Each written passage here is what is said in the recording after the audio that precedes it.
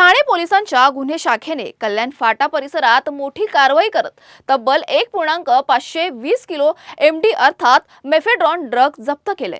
या ड्रगची किंमत सुमारे 3.4 कोटी रुपये असून एका आरोपीला अटक करण्यात आली आहे। कारवाईत ड्रगसह ऑटो रिक्षा, मोबाईल आणि रोख रक्कम असा एकूण 3.5 कोटी रुपयांचा मुद्देमाल जप्त करण्यात आला। या ड्रगचा पुरवठा कुठून आणि कोणामार्फत केला जात होता याचा शोध घेण्यासाठी पोलिसांकडून पुढील तपास सुरू आहे।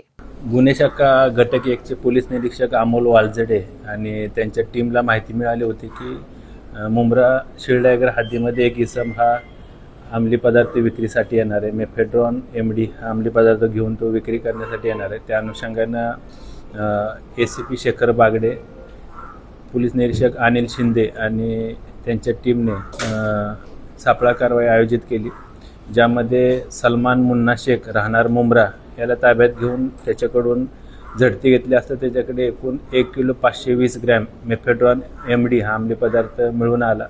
कायदेशीर कारवाई करून त्याला अटक करण्यात आलेली आहे।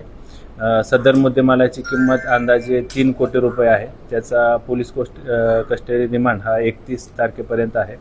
यापूर्वी सलमान शेखवर एक IPC 307 अन्वये गुन्हा दाखल आहे। सदर गुन्ह्याच्या तपासामध्ये सलमान शेखनं हा एमडी मेफेड्रॉन अंमली पदार्थ ज्या व्यक्तीकडून घेतला होता किंवा ज्या व्यक्तीकडून त्यानं परचेस केला होता तो व्यक्ती देखील तपासामध्ये निष्पन्न झालेला आहे। त्याच्याकडे आम्ही अधिक तपास करत आहोत। त्याचबरोबर तो एमडी मेफेड्रॉन अंमली पदार्थ कोणाला विक्री करणार होता या अनुषंगाने देखील आमचा तपास सुरू आहे। बॅकग्राऊंड काय असेल? आरोपीवर यापूर्वी एक 307 खुनाच्या प्रयत्नाचा गुन्हा दाखल आहे।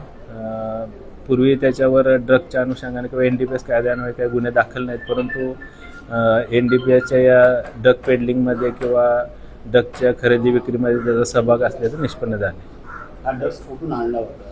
ड्रग ज्या व्यक्तीकडून आणला होता तो व्यक्ती देखील तपासामध्ये निष्पन्न झालेला आहे। त्या व्यक्तीकडे आम्ही अधिक तपास करत आहोत। अजून आरोपी असण्याची शक्यता आहे?